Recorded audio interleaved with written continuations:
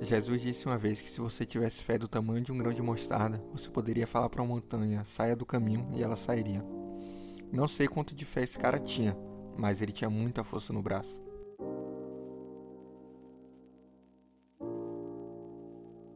Essa história é incrível, cara. Eu lembrei dela alguns tempos atrás, antes mesmo de começar o canal, tinha lido sobre. E aí eu fui pesquisar. Eu falei, não, isso deve ser fake news, eu vou dar uma pesquisada para ver direito essa história. E quando eu pesquisei, para minha surpresa, é uma história real, algo que aconteceu. Drashirath Manjhi foi o cara que abriu a montanha sozinho para que as pessoas do seu vilarejo pudessem acessar outro lugar mais facilmente, ter acesso a hospitais, trabalhos e tudo mais.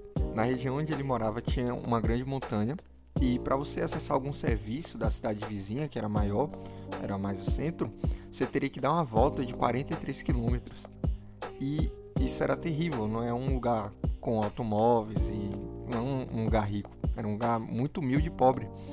E um dia a esposa dele foi subir a montanha para pegar água para ele, água, comida, essas coisas. E aí ela caiu e se machucou. Nisso que ela se machucou, ela adoeceu e ela morreu a caminho do hospital.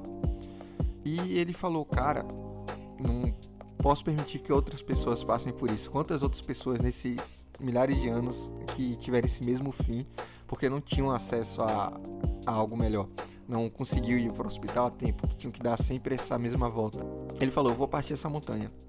E aí ele vendeu 3 cabras que ele tinha, comprou um cinzel, martelo, e era isso, cara. Ele não teve ajuda. Ele pegou um cinzel, um martelo e falou, eu vou partir a montanha. As pessoas falaram, cara, você tá bem? Você tá maluco? Você vai morrer? Ele falou, não vou morrer antes de terminar isso aqui. E ele fez essa façanha. Pela conversão que eu fiz, que estava em pés no documentário, foram quase 8 quilômetros cúbicos. E ele abriu a montanha mesmo. Ele passou 22 anos fazendo isso. E eu fiquei impressionado.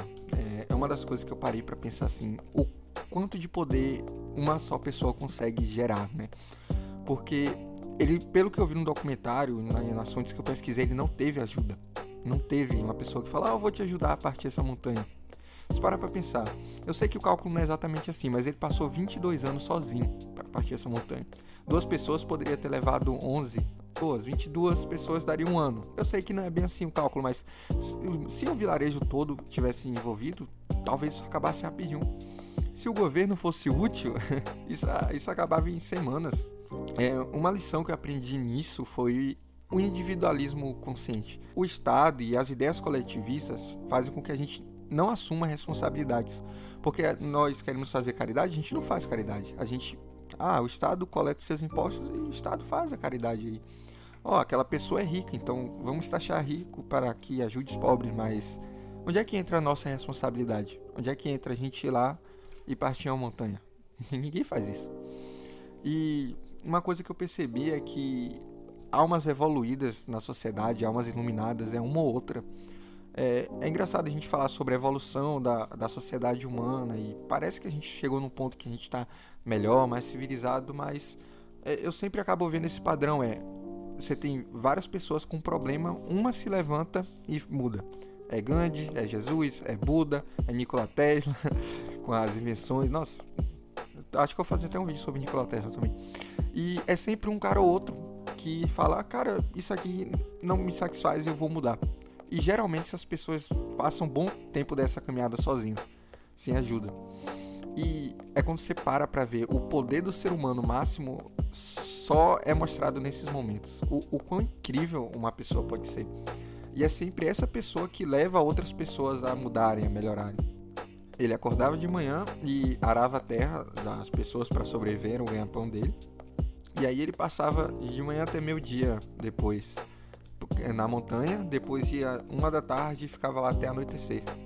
Era debaixo de sol, cara, de muito sol. É um trabalho de louco isso, velho. É literalmente um trabalho de louco. E ele fez, velho, um cara sozinho partiu uma montanha. Você tem noção? Para pra pensar um pouco.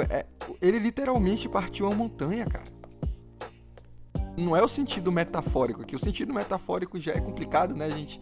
Meu Deus, tô passando aí essa subida de montanha na minha vida. Mas alguma vez você já parou pra pensar em alguma dificuldade? Senhor, eu tenho que partir essa montanha em duas? Não. Normalmente a gente fala, nossa, eu tô numa escalada difícil, eu tô carregando muito peso, sabe? Até no sentido metafórico, a gente não costuma pensar em algo assim, e ele fez, velho. E tem até um filme sobre ele, tem um documentário que eu tô mostrando as imagens no vídeo, que se vocês quiserem eu posso traduzir e trazer pra cá, porque eu não achei em português. E só queria refletir sobre isso, fazendo um gancho do vídeo sobre o Alpha que eu fiz. Tá aí, a minha visão de alfa é claramente isso. Não é o cara mais bonito, o cara mais rico, o cara que chega chegando e pega muita nega. Não. Pra mim, alfa é uma pessoa que melhora a vida das pessoas ao seu redor. É a pessoa que conduz um grupo, conduz outras pessoas a fazerem diferença. Depois dele, depois da morte dele, já criaram um programa de ajuda para aquelas pessoas, de educação e muitas outras coisas. Mas tudo depois que ele iniciou. Então, acho que o que falta na nossa sociedade é a gente parar de terceirizar as nossas responsabilidades e começarmos a agir individualmente. E o coletivo só vai existir com indivíduos agindo. Não espere que o coletivo haja. O coletivo não existe, o coletivo é uma ilusão. O que existe são pessoas que estão indignadas com o que está acontecendo, com os problemas, e elas falam, não, chega, eu vou mudar isso, não vou esperar. Então, esse é o vídeo de hoje. Espero que vocês gostem da reflexão. Adicione o que vocês acharem pertinente no comentário e até a próxima.